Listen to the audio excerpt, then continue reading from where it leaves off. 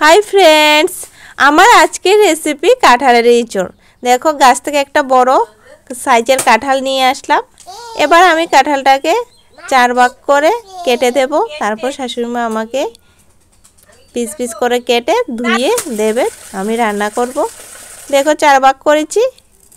এবার শাশুড়িমা এটাকে আগে ধুয়ে তারপর পিস পিস করে আমাকে কেটে দিচ্ছে। কাটা শেষ বন্ধুরা।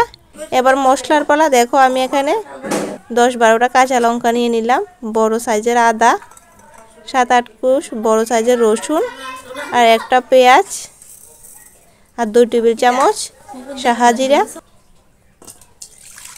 প্রথমে আমি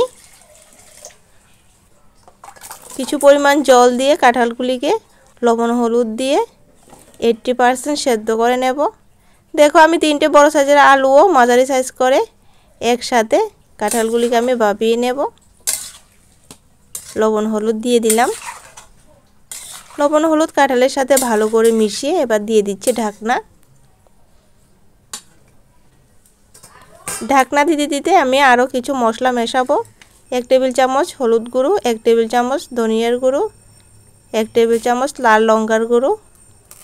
তো সমস্ত মশলা আমি একসাথে ভালো করে মিশিয়ে নেব, তাহলে রান্নাটা করতে সহজ হবে বন্ধুরা।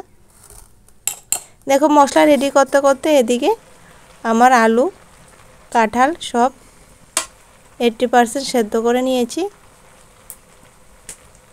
এবার আমি এগুলি নামিয়ে নেব। দেখো, যতটুকু জল ছিল জল সব আমি শুকিয়ে নিয়েছি। এবার একটা পাত্রের মধ্যে আমি কাঁঠালগুলি ঢেলে কড়াইটা আবার চুলার মধ্যে বসিয়ে দেব, ভালো করে ধুয়ে। দেখো, সবগুলি নিয়ে এবার আমি কড়াইটা বসিয়ে এবার বেশ খানিকটা তেল দিয়ে দিলাম। যেহেতু ইঁচড়ের মধ্যে তেলটা একটু বেশিই লাগে বন্ধুরা। ফোড়নে দিলাম এলাচ, দারুচিনি, তেজপাতা আর গুলে রাখা সমস্ত মশলা একসাথে দিয়ে আমি ভালো করে কষিয়ে নিচ্ছি মশলাটা বন্ধুরা। আমি ভালো করে কষিয়ে মশলা থেকে তেল বার করে তারপর দিয়ে দিলাম ভাপিয়ে রাখা কাঁঠালের ইঁচড়। এবার ভালো করে 10-12 মিনিট আমি অল্প পরিমাণ জালে ভালো করে কষিয়ে নিয়ে নিলাম।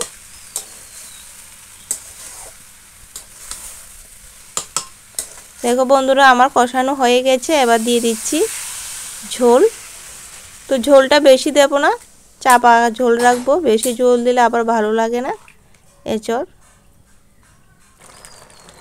দেখো, আমি 6-7 মিনিট সেদ্ধ করে লাস্টে আমি দিয়ে দিলাম গরম মশলা বাটা দিয়ে আমি নামিয়ে নিলাম বন্ধুরা। আমার কাঁঠালের এঁচড় রেডি।